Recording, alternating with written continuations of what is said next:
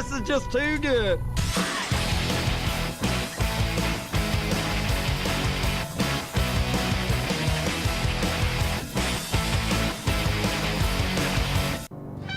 Broadcasting to you live from WPPJ Studios at Point Park University, you're listening to 3PT. My name is Nick Berlansky, and I'm flanked by, as always, by Jordan Slobodinsky and my second favorite Nicholas J in the world. That's Nicholas J. Horwat. Okay, two things. One, stop struggling. Two, who's your first favorite Nicholas J? Nicholas J. Fury. I knew you were going to say that. God. Jordan, how have you been? I did not go to class today other than to take a Panzella test. And I told you how bad of an idea that was. Hey, it's fine. It's fine. Yeah. But we are here to talk let's about talk the ice Penguins ducks. And ice ducks. You posted that earlier today. Let's on talk yours. ice ducks. Where did you find that? Instagram. And why did you post that? Because I thought it was hysterical, and it's been saved to my phone for about a month now. Okay, so Ice what Ducks. are we going to make a petition to change the Pittsburgh Penguins to the Pittsburgh Ice Ducks? I'm down. Hey, Maybe Well- Jordan will remember their birds. you know what, that would help actually. Well, our first topic today is actually, most of our topics today are going to deal with roster spots because it is still training camp and we still have not played an official regular season game yet. So we're going to talk a little bit about a couple of the most important players and the key storylines that have happened at training camp, starting with number 50, Juuso Riiiiiikollaaaaaaa. Thank you for doing it so no one else had to. Well, yeah, somebody had to do it, and I figured it was going to be me. But you were there when he scored his first goal at PPG Paints Arena, second goal of the preseason. I wasn't expecting it, but I feel like I knew it was coming. And then when Ryan Mill came on and hit that, and I was like, yeah, that makes sense that he did that. Oh, it was perfect. And did you see the video? He also posted on the Twitter of him doing it. He did post the video, which is nice. Cool, you get a little bit of behind the scenes action there of Ryan Mill, the man, the myth, the legend. It's really cool seeing how he does his job, actually. I think he's awesome now. I mean, at first I didn't like him because he was taking over one of the greatest in John Barbaro, but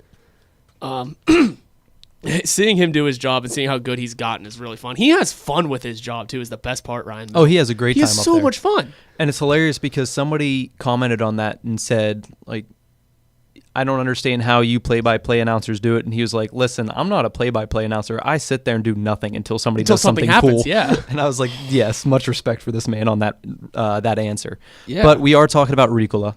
He's a defenseman from Finland. I got my notes here. He was signed by the Penguins last offseason to a 1-year, I think it's a 2-way contract. But he's survived so far 2 different roster cuts for the Pittsburgh Penguins. There's only 8 defensemen left, and he just happens to be one of them. There's 9 defensemen left, I'm pretty sure. So there's one more cut to be had. Yeah, one or two. One they or might two. cut Depends. 2. It all depends what they want to roll with going into the regular season, whether they want an extra forward or if they want an extra defenseman. Because they're only going to take 2 goalies. Hopefully. Can't hold 3. So the question I want to ask to start this is, do you guys actually think he has a chance to make this team out of camp? Next Thursday, do you think he will be announced to be skating onto the ice for the Penguins home opener? I really don't think so. I mean, he's doing great, and he's playing phenomenally, and he's producing, which is something defensemen don't usually do. But I just think we have so much locked up in our defense already. The only spot I feel like he would have the chance to take would be Ruiiii's, and I don't see him taking Ruiiii's spot yet.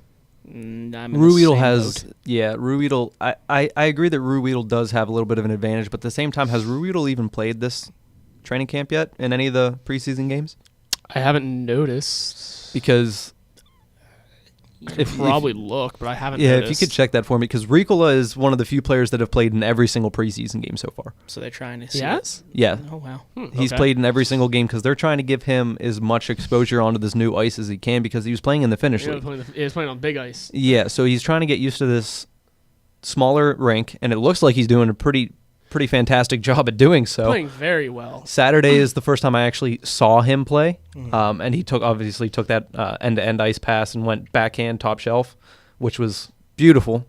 But it was also the way he played with physicality. He was a lot more physical than I expected somebody of his stature to be. And the good thing about him being a little bit more physical is it lets him play against those third lines, those fourth lines that are going to just get in there and bang on you like the Tom Wilsons of the world. He has enough physical ability to hold up within that, which is something that a lot of young, smaller defensemen don't. He was out there throwing the body a little bit too on Saturday. Yeah, because you were texting me and you said the Finnish kid can throw the body. Yeah. My feed was about 2 minutes late, so I was like, okay, that's cool. And then all of a sudden it popped up on my screen. I was like, holy crap, that's what he's talking about. Yeah, like I wasn't expecting. Like, I remember I saw him throw like a bigger hit, and I was like, who was that? And then he turns, it's 50, and I'm like, yeah, that's not a number that's been used very commonly.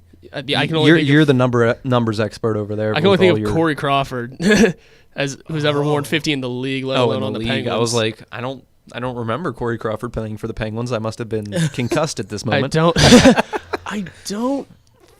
I can't think of any off the top of my head who have worn 50 for us. I don't believe I can either. But the thing, I think not Tierney. Why am I thinking of Chris Tierney? But I think Riikola can make it out of the. I think he will actually. Although I can't say too much. We'll talk a little bit later about the roster cuts. But I did vouch for Jimmy Hayes last week on the show, and he's down in Wilkes-Barre. Chad Ruhwedel did play at least in the first game. I see though. Okay. Yeah, I didn't watch the first. We were in here for the first preseason game, so he's at least played something. Yeah, but I think seeing that Riikola has played all of them, that's what tells me that he has a real shot to make this team. Is that they really want to get a good look on him because nobody else has played every single game. There's players like Crosby and Malkin that don't need to play every single game, and there's players like. You look at Adam Johnson, who was trying to make a case to try to maybe find a spot on this roster, and he didn't play every single game. You look at players like Zach Aston-Reese and Dominic Simone that are going to have to fight to get a roster spot, and they haven't even played every single game. So I feel like them wanting to take this really magnified look at him is the reason that I think he has a good chance to make the squad right out of training camp. That's fair. I mean, it would be cool to see because a young defense is always good to have, which is something we, for the most part, have. On an aging team, as I was talking to you about before about 20 minutes ago. Yeah, that we're getting older every year. So having which is weird. Because we used to be the youngest team in the league, and now we're getting in the middle. We're having Cullenback doesn't help. We still have that youth, but like I told you, we signed a 42-year-old and a 31-year-old this offseason. That was our free agent signings. That didn't help our average age at all. Yeah, and our starting guys every game in and out are now hitting late 20s, early 30s. Very true. Yeah, absolutely. But one player on that defense that isn't aging too much yet is Olli Maatta. We said he's, what, 23? 24. Yeah, 24. 24. Gensel's 23. That's who I was talking about. Yeah. But Olli Maatta's 24, and so is Juuso Riiiiikolla. And both of them played together before on the Finnish national team in both, I think it was the 2013 and the 2016 Olympics, or is it World Championships? It's one of the two. They played with each other 2 different times in 2 different national tournaments. Okay. So that familiarity, even if through the preseason you're not comfortable with him, I think that familiarity will help him establish a footing in the NHL, even though Maatta hasn't really been somebody to take after so far in the NHL. I mean, he had a great season last season, don't get me wrong, but he's not had a breakout. Compounding good seasons. Yeah, but that familiarity, even just with a couple of games with Maatta, can help Riikola tremendously. And I feel like Mike Sullivan really likes this kid. Taking back from the reason why Jágr was able to get over his little homesick hump was because we signed someone who just spoke the same language. So just having Kovalev, someone, right? No, Kovalev was way longer. Yuri Hrdina. That's where it was. Yeah, it was just having someone who could speak the same language and can relate to things off the ice is very good for a player. Makes you feel exactly. more comfortable. It makes you comfortable, makes you feel more at home. You look at the same thing. I don't mean to step on your feet. I'll let you go in a second. But Evgeny Malkin with Sergei Gonchar. Yeah, it's definitely these. I mean, Gonchar was already here, and he wasn't we brought him in to help that. But no, it's a but that was of, a big part of Malkin getting used to the NHL. Yeah, and I don't think right now that. I'm trying to think if there's anyone else Finnish that we've had in a long time, recently at least.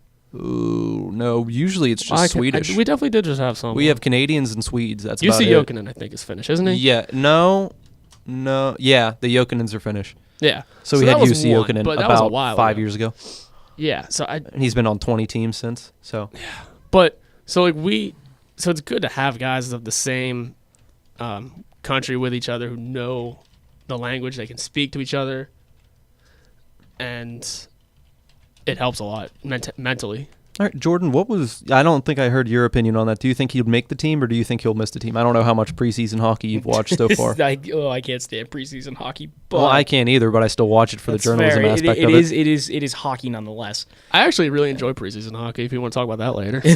No, I think the only person who he has a shot to take over for is Chad Ruiiiiill, and I think they're just gonna. He could. I mean, being the seventh man and being the healthy scratch to start the season, that's still making the team. Yeah, make the team. And knowing our team, it's a hockey season. You get banged up no matter what. Yeah, 82 games is a lot to play through a hockey season. Crystal Tang is always a little questionable for how long he can last. He played in every game last year.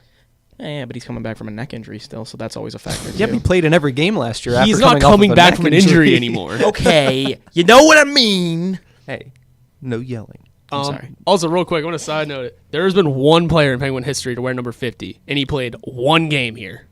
What year? 2004. So I have like no chance of No guessing one. this? He played Martin Brochu. He played like 8 games in his I career. would never have guessed that. If anybody out there would have guessed that, kudos to you. You're better than us, and you should probably be on this show. But no, If you guessed, that's though, Is that 3PT trivia if for you today? guessed the Yeah, guy there's- who played one game and wore number 50, hey, you had to be him. who's the last player to wear number 61 for the Penguins? Oh wait, never mind. Plotnikov. There was one right after that. It was Steve Oleski, but Oh yeah, there was. that's what I was trying to go with. Was Sergei Plotnikov? The man looked so promising in the Hockeyville game in Johnstown. Just crumbled after that. Horrible player. Yeah. So if I felt he does so make, confident in my Plotnikov too, but go ahead. did you? Yeah, I did. But go ahead. If he makes the team, where do you think he slots in? Jordan already said seventh defenseman. I think definitely 7. I think we can all agree that he's going to beat out Zach Trotman in the depth chart. Yeah. Because I would Zach say so. Trotman's the other defenseman that hasn't been cut yet, and he'll be in the lineup tomorrow. So we can all pretty much say that we're comfortable with him over Zach Trotman, and then Ruiiiiill would be the next logical person to go after. Yeah. Spot wise, do you guys think he can go any higher than that?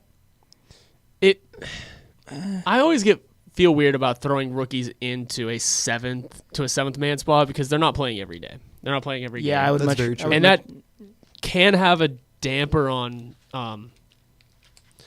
like developing as a player. So Yeah. like not being out there, not being able to play, which is like they said that's the reason why what they did with Sprong was they put him in the minors or the juniors and they weren't having him up to be scratched every game because they wanted him to develop. Yeah, Not that makes having a him lot of out there sense. could really hurt him. So seeing him as a seventh man, I think I'd rather have him be a sixth manner in the minors Yeah. first. I completely agree with that, but here's the thing that I'm looking at.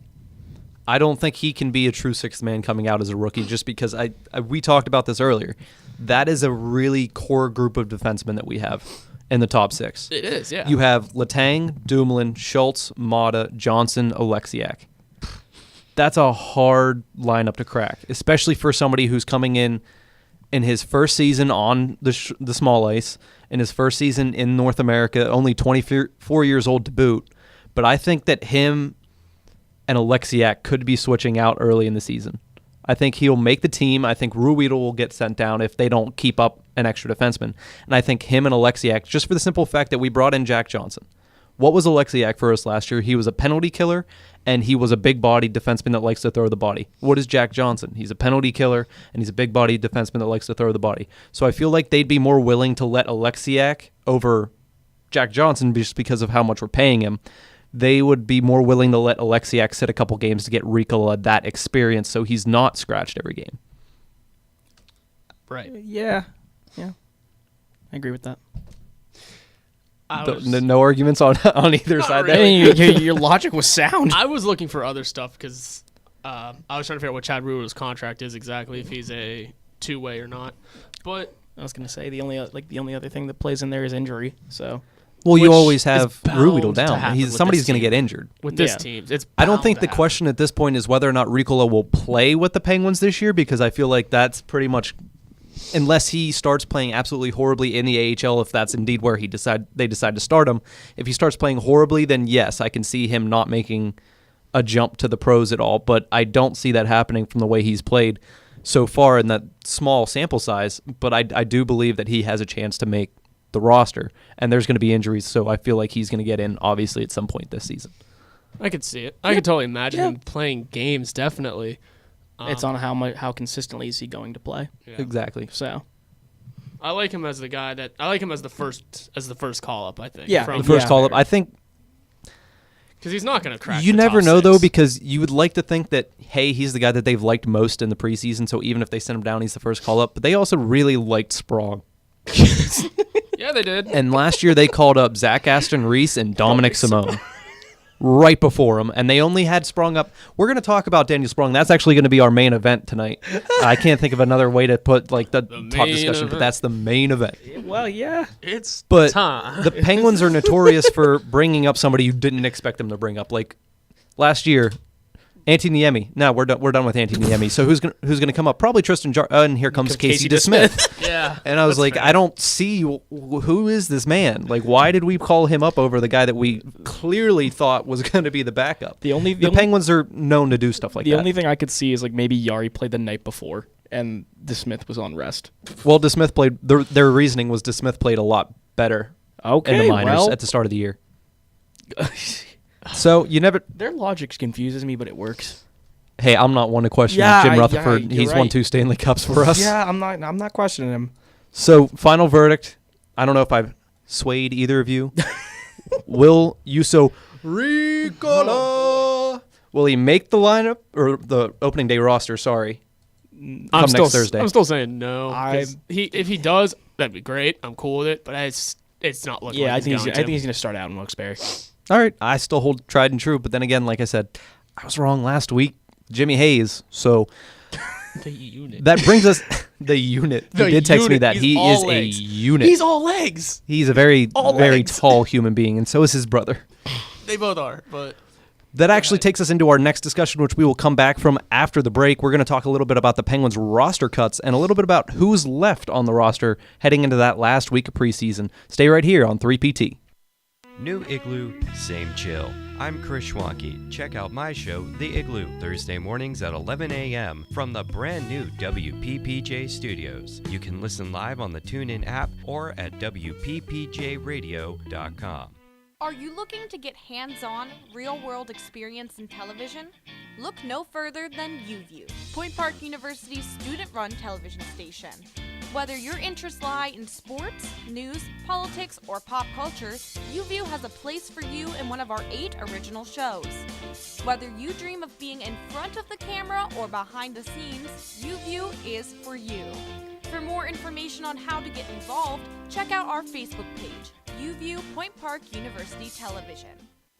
10, 9, 8, 7, 6, 5, 4, 3, 2, 1. Hello? Hello? Is anyone listening?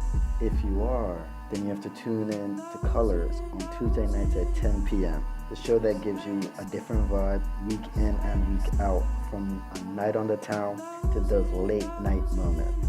It's something that you do not want to pass up. You can listen on WPPJ Radio 678 AM or WPPJradio.com.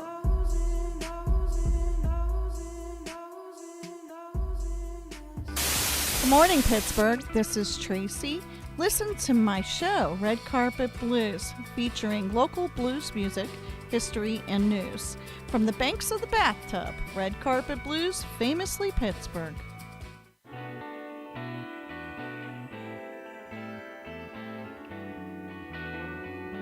Hi, I'm Maya. And I'm also Maya. And this is It's a Maya Thing. We love to describe our show to you, but we don't even know what it is. So tune in Thursdays at 7 p.m. on 670 a.m. or at WPPJradio.com for a little bit of everything.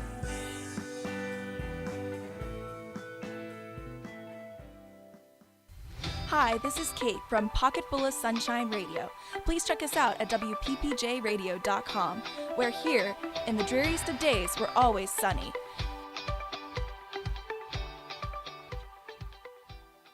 WPPJ's Rockathon is fast approaching, and we're uniting the best performers we know to pull it off. We broadcast live for 67 hours straight for charity. This marks our 38th year of raising money for the Early Learning Institute and supporting their efforts to help children with developmental disabilities. Follow WPPJRadio.com for more updates and to learn how you can help make this year's fundraiser our best yet. Rockathon takes place November 13th through the 16th, right here on WPPJ.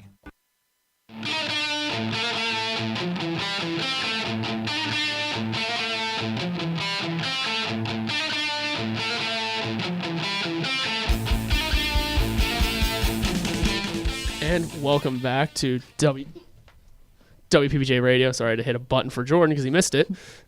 He only turned his mic on. He's the only one that's allowed to talk, apparently, in this segment. No, you had an extra button hit, and I noticed it. Oh, the I was vinyl. Like, That's yeah. okay. You want to turn off the music so we Yeah, don't get probably. hit with copyright? But anyway, No, I want to be hit with it. as we mentioned before we left, the Penguins made some cuts to the professional roster, sending guys down to the minors, back to their junior teams, or just straight up terminating a contract. In Freddie Tiffles' example, That surprised me a lot. honestly, it did because he played.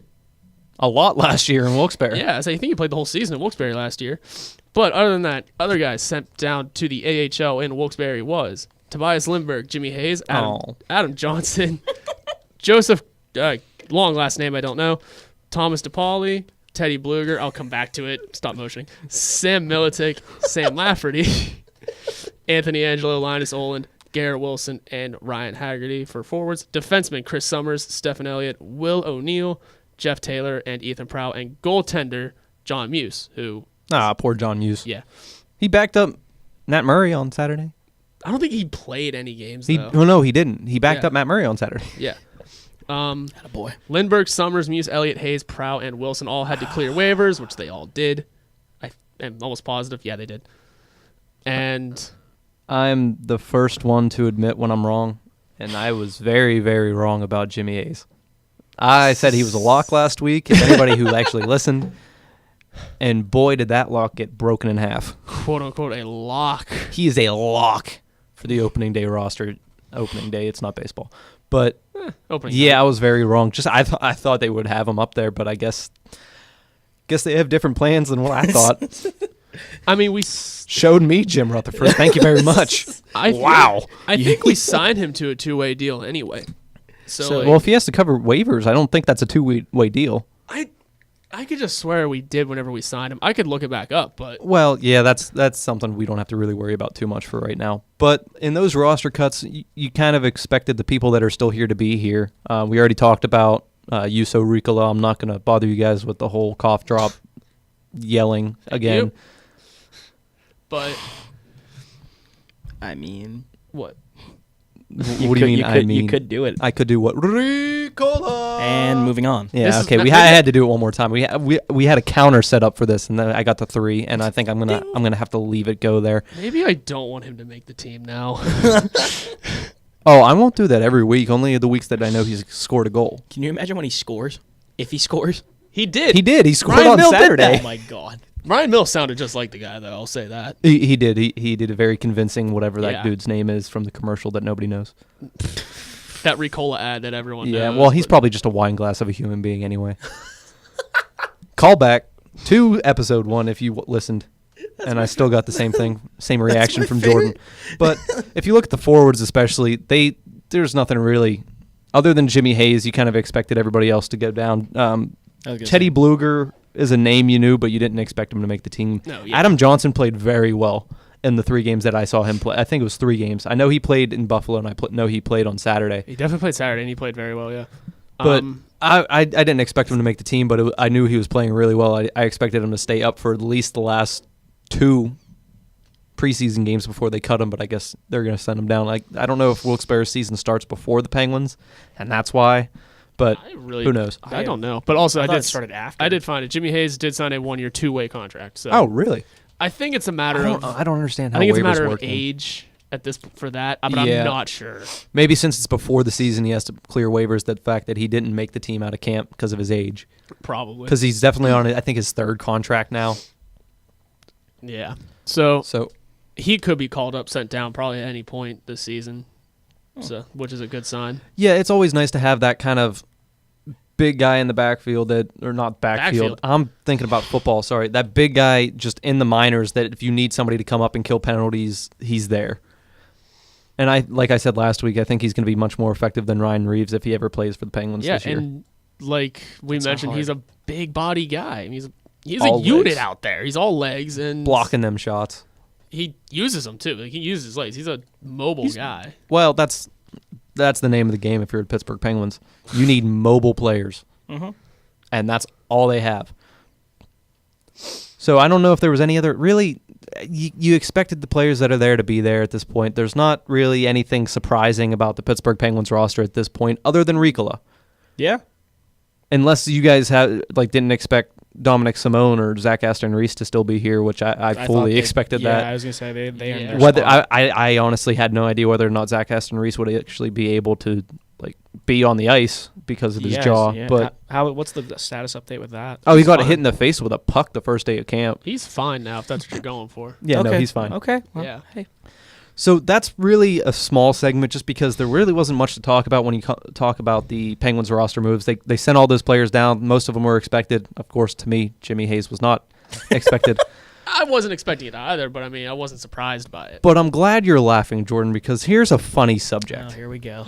Yesterday, the Philadelphia Flyers unveiled their newest mascot, Gritty. Oh, that's nightmare fuel. If you're watching on podcast, which I know none of you are because it's not a podcast yet, we're going to post a picture of Gritty. It is scary. It is. People without social media. Cindy Shout out. I was going to say shout out to Jeffrey Berlansky. You know what though? I feel like I feel like it wasn't even just hockey fans that saw that thing yesterday. No, everybody saw it and they were like, "What happened to Elmo?" Yeah. Like, here's the funny thing. Like, he fits in the role of Philly sports mascot. No, he doesn't. Just because the Philly fanatic is creepy The doesn't mean 76ers also used to have a really creepy one back in the it's day. a dog now. Well, now it's literally a dog. No, yeah, now it's something normal. It's a dog. The Eagles is an eagle. And the Phillies is a Philly fanatic, which it's creepy, but it's a heralded name and iconic. Yeah. But then now you have this thing Gritty. that's going to be scaring children day in and day out in Philadelphia, and then now they're going to have to worry about not winning a Stanley Cup since 1975 and having Nightmare Fuel come into their home arena every single game. It's petrifying. Here's the thing. I'm cool with the idea of Gritty, like just this big thing that walks around and does things, because that's what Philly is. I think they might just do things. Don't give it googly eyes. But thank you. The Why? googly eyes is what does it in. It's creepy. That is the worst. Because like the video I saw is him just quickly turning his head, and the eyes just kept going. Like, yeah, please don't pull it up. I don't want to watch it. But you can watch. I don't want to see I'm the just- pictures of it. Jordan. You can watch him fall all day, but Dude. Oh, that is right. then Yesterday in was his his first debut. Yesterday was his debut at Philadelphia because they had a preseason game, and there's the picture. He fell flat on his big old batook.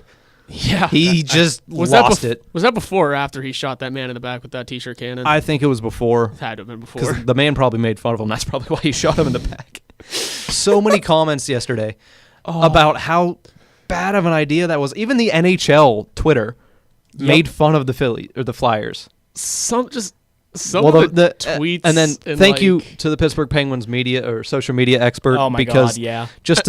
They took the announcement and they just commented on it and said LOL okay. Iconic.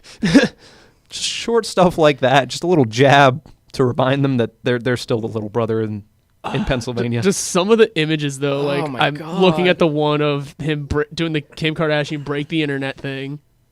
I think this is where I said it's time to officially retire Gritty after a day. Yeah, no, it's not. But But it's just really creepy. I don't know why the Flyers did that. I don't know why they need a mascot. It's like the Steelers don't need cheerleaders. Why do the Flyers need a mascot? Well, it's to appeal to kids because you think about Iceberg. What kids? I understand. I'm not saying it does, but like think about it. Iceberg. If I had kids, I would keep it far away from that thing. My sister texted me yesterday and said if she ever saw that thing come up near her, she's going to kick it in the gonads, whether it's a male or female. I don't know. She's going to kick it where the gonads would go. Yeah. But think about like Iceberg. Iceberg appeals to kids really easily because he's a big penguin and he's awesome. He's also an action star. Yeah, like this thing is supposed to appeal to kids, and it just looks like. Jordan, do you know what I mean by that? You told me yesterday. I did tell you yesterday. Action star. We're so far off the rails at this point. But I don't Gritty, know. this is what Gritty does. He makes people go off the rails because the best tweet I saw yesterday was the evolution of Jakub Voracek. And it was Jakub Voracek's pictures through the years and Gritty at the end. I couldn't contain it. Also, he looks like Youppi from Montreal. I'm looking at all these other mascots, and none of them are really that bad. Although Gritty does look like the Montreal Canadiens He does mascot. look a lot like if Youppi. he, yeah. But none of these look that bad. You know, like some of them. Well, Don't the make Blue a- Jackets one's kind of creepy. It's kind of It's creepy. the mouth. The Blue Jackets one is the mouth. Yeah, but look, even the New Jersey Devil doesn't look that weird. Like, it's hard to mess up a devil. Yeah, but it's just. Yeah, but you can make it real creepy real quick. It's true. Yeah, But look at this. The Carolina Hurricanes one is that a pig? It's a pig. Yeah, it's a pig, and it looks fine. He's cute. Yeah. I kind of like the Islanders just chose a dragon. Hello. They didn't know what else to do. They just decided, let's do a dragon. Well, they weren't going to make an island, but the Predators one looks like we a just furry. wanted to. Predators one is apparently one of the best in the NHL, though. He does so much. Yeah. Looks like a dude. All right. Well, I think that's enough mascot talk. We just wanted to bring up Gritty and all that he was in his glory because that was the top NHL storyline of yesterday. It was just creepy. Yeah, it was wild. And, that's not what you're expecting to see when you're just getting out of class. Like, oh, what's going on Twitter? Oh, I showed everyone's you that. freaking out about. Yeah, that was bad. Speaking of unexpected things, Horwat, we already mentioned you were at the game last Saturday. The first home game since we lost to the Capitals last spring. And what did you hear, sir? Last week by the way, this kind of goes back to our episode 1, so if you didn't listen to it. Sorry. But last week we discussed Mac Miller's Party on Fifth Ave, that people wanted it to be a goal song, people wanted it to be a win song, how if the Penguins decide to use it at all, how should it be used and in what way. In the middle of the game, it was early in the first period, like the first commercial break. There's this weird beat starts. It's just like this, okay, just some beat going on. And then I start recognizing the lyrics. I'm like, they're playing a very, very bad remix to Party on Fifth Ave. Yeah. And I didn't know what to do. I was like, am I supposed to be okay with this? Or am I supposed to They tried. I was like, I get where you're going They for. failed. But first of all, it's a preseason game, so there's no one here. B, no one watching. That's very well. Hey, I was watching. Well, you couldn't see it because it was during commercial break. That too. But you sent me the Snapchat, and it was bad. And props for them for paying attention enough. Oh, it shouldn't take that much to pay attention to that. But props to them for doing it. But at the same time, why would you change it? And it came out of nowhere. It was just why is this being played just at random? And yeah, it meant absolutely nothing to just play it in the first intermission break. Yeah, it was just oh, okay. I mean, cool. Come back to me later. Maybe it was. Yeah, we'll see. Maybe it was a trial run. Yeah, I was gonna say. I thought that's what you were gonna say. They're taking reviews from the 15 people that were there. See, they had to do it that day though. If they would have done it on Kids Day, all the kids would have been like, "What is this?" Oh, can I also is this dubstep? Can I mention one more thing God. about Kids Day? So when you're at Penguin games, they have the whole show videos of the crowd and kids dancing and the kids dance off. Yeah. A lot of flossing. Oh, for everyone flosses. So much flossing. Oh, jeez. That's all the kids did. But what threw me over the edge was I was looking at Twitter Sunday, and the Penguins tweeted out they had floss cam. Oh no! They just put kids on, had the little. That better be a Kids Day thing. Oh, it better only be a Kids Day thing. It better be. I was about to ask you, were you at both games this weekend? No, I just saw them. They tweeted it. I was like, I think I saw that too. Actually, yeah. No, that's. I didn't know what to do. That's a little over the top. Almost threw my phone across the room. I was like, okay, Fortnite needs to die now officially. Okay, you were a big Fortnite aficionado. I'm a huge Fortnite fan. I'm trash at the game. Well, that's not surprising. It's not. I'm trash at it. I don't care for it anymore, and it can be done. Even though I was literally playing it a few hours ago, but but it can go away, or at least the whole Fortnite culture can go away. All right. Well, I know you wanted to have that anecdote about Party on Fifth Ave. That's something we'll probably have to keep track of throughout the season because you can't do that to him.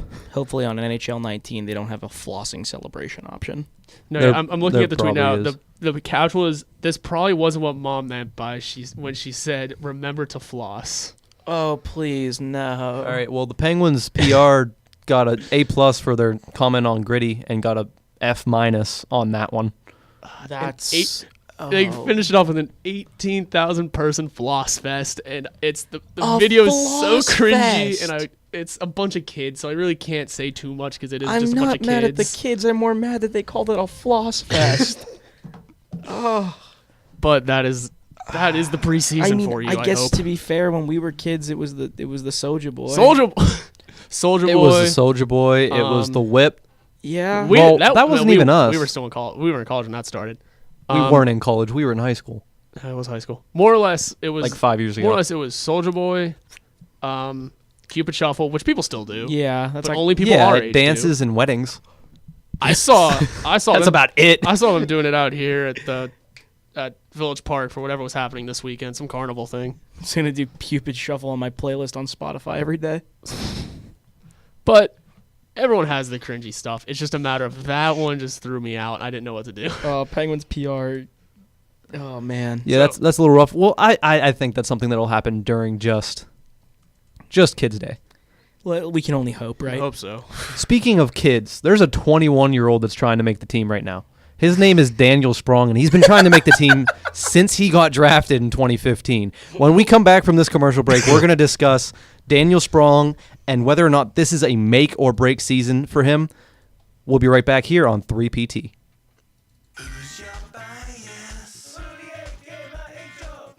Hi, I'm Cassie. Hey, I'm ET. Join us for 2 exciting hours of the hottest new groups in the K-pop world. We'll discuss members, phrases, and culture surrounding the K-pop community. Together, we will discover our new favorite songs and, most importantly, our biases. So be sure to tune in Tuesdays from 1 to 3 because we want to know who's your bias.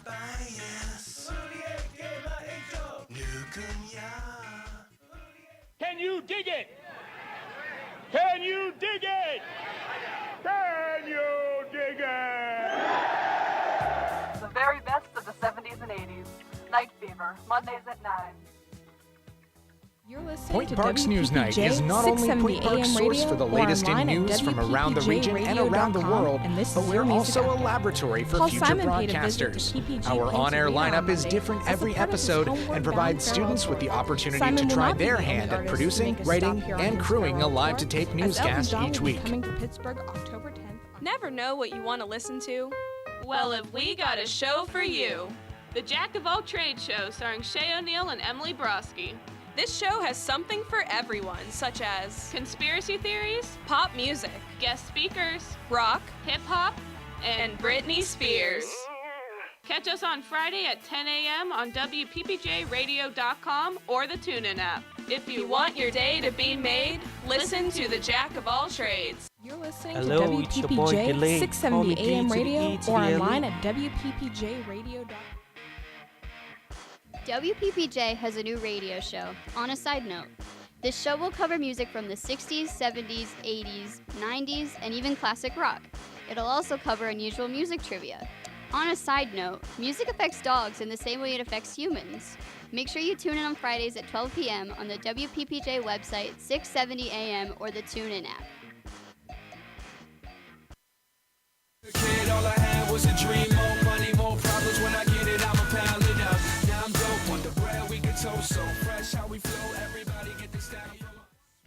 And we're back here at 3PT. My name is Nick Berlansky. I am flanked as well by Jordan Slobodinsky and Nicholas J. Horwat, and we are now talking about Nicholas J. Horwat's favorite hockey player, 21-year-old Daniel Sprong. He was drafted in 2015. He played a couple of games in the NHL, that 18 to be exact, in that first year, just as a tryout basis. We actually saw his first NHL goal together as he scored against the Ottawa Senators and Craig Anderson. He was then sent back down to the QMJHL before he was being recalled by the Penguins to Wilkes-Barre last year, where he played a full season minus the 8 games that he also played for the Pittsburgh Penguins last year, scoring 2 goals and 1 assist. In total, he's played 26 games, scored 4 goals with 1 assist, and now he's trying to make the opening day roster. Horwat, how do you think his chances are going into this season? Well, the management and the whole team wants him up. They want him to play every game, and they've already started playing with Crosby in practice and during the preseason games. That is very true. He's going to be up to start the season. That's already answered. I feel like it's already kind of answered that he is going to be here to start the season. It's more of a definite for him than it is for especially like somebody like Juuso Riiiiikollaaaaaaa, like we already talked about. But for him, his contract ran out. His entry level first contract ran out, and he had done absolutely nothing. And he did nothing in the NHL, but I'm looking at his, you can look at his stats. He had what, 32 goals, 33 assists last year for the Wilkes-Barre? Yeah, 65 points in 65 games. It's a point a game. That's what you want out of a guy. In Charlottesville, at the QMJHL, 31 games, 59 points coming off of an injury, which is wild for any league, really.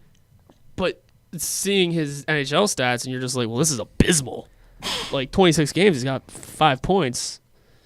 It's sad to see that. And a lot of it is due to the fact that he was not ready to be in the NHL. He didn't know how to support the in the offensive zone. He was not too great on defense in his first stint. His second stint, he played a little bit better in defense. Yeah. But that offensive zone support is what's going to give you chances at the net and what's going to give you shots and give him a chance to really show off the shot that he has and score those goals. And you saw it in the Islanders game last year, the game that he scored his only goals. Yeah. But it's something like a difference between him and a Jake Gensel, where Daniel Sprong has a hell of a shot. He has one of the best shots probably on this team, but he can't produce the way that Jake Gensel does because Jake Gensel can produce and create his own chances, whereas Sprong is going to need somebody like Sidney Crosby. He's going to need somebody like Jake Gensel to facilitate to him. That's what he's missing, and that's something why... Those are the reasons that he gets the comparisons of him and Phil Kessel. The only difference is Phil Kessel has a lot more speed and a lot better playmaking ability. One thing I did notice, too, from the game I was at, Gensel, Crosby, and Sprong, they are clicking together, it looks like, already. They are able to move the puck very well. They did look really good. Yeah. The problem with that being, today at practice, Sprong did not play on that line. Oh, that's it's a hot start. Horwat played on, or not Horwat, Hornquist. Oh, man, I am making moves. Where's my contract? I didn't sign that yet. It was Mason. Stop. Yeah, it was Shafid. But no, it was Patrick Hornquist, who Patrick Hornquist has been on that line a very long time. He's been in and out on that line. But so that makes sense. Do you want to know where Daniel Sprong practiced today? Where? Oh God. Alongside Riley Sheehan and Matt Cullen on the fourth line. Damn. It's a spot. It is a spot. It's in the lineup. We have right now 5 lines of forwards that siphon through at practice, and he's on the 4th one, so that's a good sign for him. He's above JSD, who's still up. He's above Zach Aston Reese as of right now, and of course he's above Derek Grant. I mean, because he's a center. But the Penguins need him to be very good this season. He needs to be very good this season for his own sake. I was going to say, I feel like they don't need him to be good. He needs to be good to keep his spot on the team. Exactly. Yeah. And I posted an article about 2 hours ago that said exactly that. This is a do or die season for Daniel Sprong. He went through his entire rookie contract without doing anything in the NHL. He signed this 2-year contract. And the reason he signed a 2-year instead of a 1-year is for the Penguins to try him out this year. And if he's not doing good by the trade deadline, somebody will take him and pull the whole change of scenery thing, pull the whole different organization might have better results thing. That's why there's an extra year added onto his contract. If he does not perform at the beginning of this year, he will not end this year in the Pittsburgh Penguins organization. I mean, is he going to be able to do that, though, on the 4th line? Is he going to be able to produce like they want him to produce? Exactly. That's the other thing. You can't have him on the 4th line because, like I said earlier, he can't produce by himself. Yeah, he's too young. He's 21. Yet being the keyboard. Yeah, exactly. Yeah, exactly. You said he's only 21. He needs to be alongside, and it's hard to save a spot for him, just him, on the 1st or 2nd line with Crosby or Malkin. But at the same time, his shot warrants that. He can hold his own on that line, as you saw on Saturday, even though it was a preseason game against a preseason Columbus Blue Jackets team. It was a game where they looked like they were clicking, and it's something that you know that can happen. And it will happen in the regular season. I think it's something that he needs to be on the top 2 lines. He can't be a bottom 6 forward at the beginning of this year, or else he's going to flounder. That's very true. I mean, it's possible that, they're throwing Hornquist in there and shoving Sprong down to the 4th to kind of say, hey, get your head in gear. You didn't do much he did what he could in the preseason so far, and he's still got 2 games to go. Which is nothing. He has 1, right? No, 2. There's 1 home game left. I think they have 2 more preseason games. But he didn't get a point in the preseason so far, from what I saw. Well, neither has Crosby, has he? Or no, Crosby's gotten plenty of points because he dished that pass to Letang on Saturday. Yeah. Forgot about that. I mean, I'm not saying that he's not cutting it, but at the same time, man, he's really just not cutting it yet. I mean, it could just be him just trying to get it back, click it in. But sorry, he only has 2 games to go. Well, I mean, he's going to be in the roster regardless, I think, for game 1. Like, I feel like I feel like there's nothing that he can do that makes the Penguins say, "Hey, JSD is probably a better idea." Yeah, I mean, I can't. Zach Aston-Reese played phenomenally last year, but I still don't see him making the opening day cut. I think he might make it as a healthy scratch, not the roster. I don't think he'll be in the lineup on next Thursday. Okay, yeah, I was going to say, I think he's earned his right to be on the team, but... Yeah, he literally shattered his jaw for this team. He was eating non-solid foods for 4 months. Can you imagine just, like, tapioca for 4 months? I can't imagine tapioca once. But, I mean, yes, so Sprong's going to be... is already supposed to be in the roster for the next preseason game tomorrow at home. Yeah. Against Buffalo, who... We've already played. Is Rasmus Dahlin going to play in that game? No. You I dance would around doubt Dahlin once, and he is on that team again. Yeah, I really doubt that the Sabres would put Rasmus Dahlin in tomorrow. They would not feed. They know that Malkin. If they know Malkin, Crosby, Kessel, our starting and Gensel are all starting. It's essentially and our starting Hornqvist, lineup. They're not going to put Dahlin out there to get eaten up before the season even starts. Yeah, it's basically our starting lineup going in tomorrow. So we all said, and it's pretty clear to anybody who's a Penguins fan that this is a do or die season for Daniel Sprong. Mm-hmm. What does he need to do this season to prove that he deserves to be on this team? Produce in any way. Yeah, literally. Produce in any way. What does that mean though? Like, in any way, produce goals, produce assists, produce points. I'm gonna say points. Plus minus. A plus minus would be great. I'm not gonna give him a baseline of this many goals, this many assists. I'm gonna say he just needs to do something. He needs to show that he can get at least like maybe half a point a game, or become. I don't know. Become consistent. That would be exactly something good. He needs to score, like we said, 5 points in 26 games is not good for somebody who's supposed to be an elite scorer in this league. Yeah. He needs to find scoring on a consistent level, or at least semi-consistent level, like a Brian Rust does. But even more so than a Brian Rust does, because Rust isn't really valued in his shot, and he's not really valued on his offense. He's valued on his all-around play and his defense. So he needs to produce even more. If you're trying to look at a staple, you need to see Rust as a benchmark and score more than him or more frequently than him.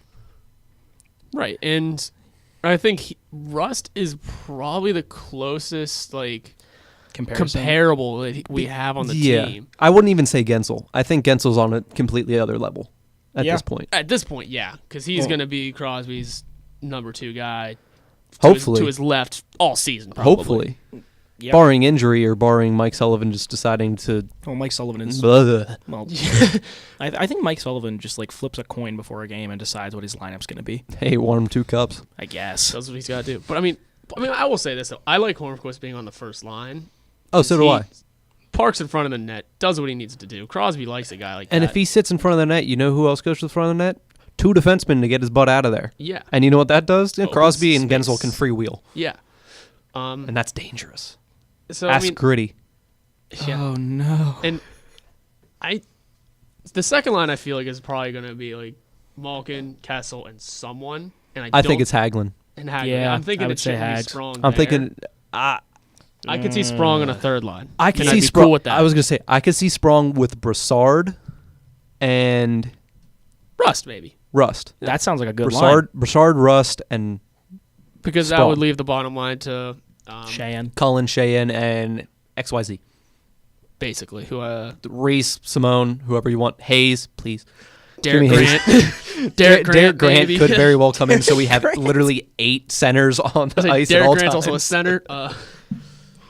Literally, we looked today, and we did this right before, and I forgot about this until now. Of the 14 forwards that are still on the roster right now, 7 of them can play center. Have the ability to play center. That includes like Jake Gensel. Yeah, I was gonna say isn't Jake Gensel technically able to play center? It's Gensel, Grant, Cullen, Crosby, Malkin, Cheyenne, Brassard. There's 7.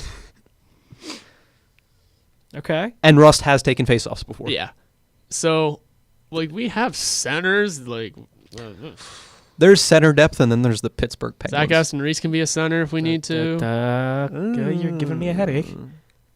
I don't know if I want that. What? I don't know if I want Zach Aston Reese playing center on a consistent basis. No, I'm saying he's done it before. I'm talking about guys who have the ability to. If need be, because we already talked about injuries. I was going to say that can happen all the time. I was going to say I don't want Czar on a consistent basis being a center. I mean, if we need it. I guess. But the other thing that I think Daniel Sprong needs to do for it to be considered a complete season, and it's not something that'll be very difficult to do, play on this team almost the entire season. Yeah. Do not get sent down. If he gets sent down... If you get sent down, that means you did something to get sent down. You need to make a way. You need to make them... Or you need to force Rutherford. Sorry, I can't get words out right now. You need to force Rutherford to keep you on the Penguins roster. Right, because if he gets sent down, it's pretty much over for him. Rutherford You saw how he reacted. Yeah, Rutherford wants him up At the here. end of last season, he literally stated, Daniel Sprong will be part of this team come the fall. Yeah. And he's he is. an everyday guy. He's an everyday guy, and he should be, and that's what we expect from him. So, like, it's very... So he's going to probably have not a longer leash, but he's going to have... Longer than last year. Yeah, he's going to have a bit Because you more saw time. how he reacted last year. He reacted like a little child. Yeah. Frustrated. He played horribly in Wilkes-Barre after he got demoted, and he got demoted even further to the fourth line of Wilkes-Barre. Right. After he was supposedly one You of the can't best. do that and become an NHL mainstay. You have to be able to take it, as Sullivan said when he got sent down, it's part of the process of being a young player in this league. You're going to get sent down. You're going to get called up. You're going to play well sometimes and still get sent down. You're going to play horribly and somehow stay up. It's the process for these young players, and he has to learn to stick with it, because if he can do that, he'll find himself in the league for years to come. And he has that ability. He's so young still. I mean... Yeah, I mean, this isn't going to be like the end of his career if he doesn't do it, but it might be... It'll be the end of it in Pittsburgh. Yeah, exactly. He will play in the NHL at some point. But He'll go to L.A. that way Horwath can get his jersey. Stop. They don't make the jerseys yet for Sprong, so I looked. They make a Casey DeSmith They do make a jersey. Casey DeSmith jersey. Oh, I have it. They have all three goalies. Nice. They do have Sprong jerseys, though. If That's- anybody was wondering. Are they the Adidas ones? Yeah. Oh, okay. But it's because no one's buying them. That's fair. Don't blow your money on that. Don't know what's happening. But as long as he finds that consistency, I think he'll be fine. Yeah, finds consistency. I think he would pair well with either Crosby or Brassard. I'm not sticking him with Malkin and Kessel because that's just two guys that have their... I feel like they're both kind There's not enough shots to go around. Not even... It's just like they're... Like those two guys are just like... They're on their wavelength. Yeah, like they know what they're doing. They're kind of thick-skulled about getting a guy who they have like never played with before. And that's why they love Hagelin. That's why Hagelin's going to be there. They were fighting over Hagelin last year. Yeah. What? At the White House. Oh, okay. Malkin was... Or no, that was 2 years ago. Malkin was like, he's my winger now. And it's like, oh, you are the captain now. Okay. And I could even see him being okay on the fourth line with Colin and Riley. Because Riley... If paired with somebody who can score, Riley Sheahan can put up points. And Yeah. Matt Cullen might score 30 goals. Who knows? Yeah, Matt Cullen's a wild card. Matt Cullen scored 2 goals and looked like he was the fastest player on the ice on Saturday. I was very confused. I was like, there's a 21-year-old there, and Matt Cullen just outskated him by 3 times. I mean, Cullen and Riley, they're guys who can move the puck around too. Exactly. Like they're good on penalty kills, which means they have the ability to move the puck. They move it to Sprong, like get some guys moving on the defense around. He could open up lanes for a fourth line and a solid fourth line, maybe. Yeah, that's a very steady defensive line too. Those two could help Sprong in the defensive zone. Yeah, a lot. So I'm cool with him being on the first, third, or fourth line. Just not the second with Malkin. That wouldn't. I just don't think that would go well. It'd be interesting. I mean, knowing Sullivan, it's going to happen at some point this year. Maybe. Not quite. All right. Well, not quite in a maybe. You never know. You do never know. I feel like the only way he would play with Malkin there'd have to be an injury somewhere. Oh, well, there's going to be. Well, we'll see where he ends up tomorrow. There's definitely going to be because we're not going to pull the Toronto Maple Leafs of 2 years ago and literally have 0 players get injured.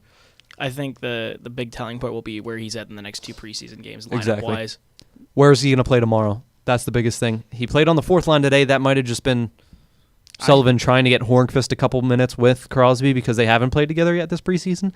And those guys just need 1 or 2 days of practice and all automatically they're on the same wavelength again. Right. I think I think that he'll be on the third tomorrow. Is there air of concern that we've only won one preseason game, by the way? No. No? I'm not too preseason worried. games don't mean anything. I know to me. they don't, but I mean... Some Especially people, skill-wise, Oliver Bjorkstrand will never score a hat-trick in the regular season. Oh, that was wild. He was the only actual non-create-a player on the ice, I'm pretty sure, for the Blue Jackets that game. I mean, one of them was wearing 69. Exactly. Well, Dubinsky was out there, but like I said, create a player. Hey. But no, I don't take too much into account in the preseason games, just because the simple fact that we don't have our actual team. Like in all those preseason games, all 90% of the players, not 90%, but half the players that played in those games are in Wilkes-Barre. No, yeah, like or, I don't... Or on the way. Yeah, like I don't find it as a bad thing either. I'm just like... The intensity also it's something. Because like I also, like we were talking before, I enjoy preseason hockey because I like watching our young guys get some NHL shots. Like it's fun. Yeah. It was See what fun they watching can Adam do. Johnson. Yeah, it's nice to see new faces, and you get Teddy to see them in Bluger, the black and gold. Lafferty, and who was the other one? For Saturday? Haggerty and Lafferty. I always forget they're two different What people. a combo. And then there was Tiffles. And now Tiffles is gone. Gone. What's he gonna, he's not going to be signed anymore, He gone. probably. But that's Tiffles. I love it. Hey, Freddie hey, Tiffles. hey, I think he's hey, from Germany. He gone. He gone. So I believe that is all we're going to have today. We talked a little bit about Sprong. We talked a little bit about Riiiiiikollaaaaaaa. Sorry, I had to get that fourth one in real quick. We will be back next week for another episode, of 3PT. My name is Nick Berlansky signing off. I'm here along with Nicholas J. Horwat. Have a great week, everyone. And Jordan Slobodinsky. I'm actually going to go to class tomorrow. No, Oh, that's a new one. We'll see you guys next week.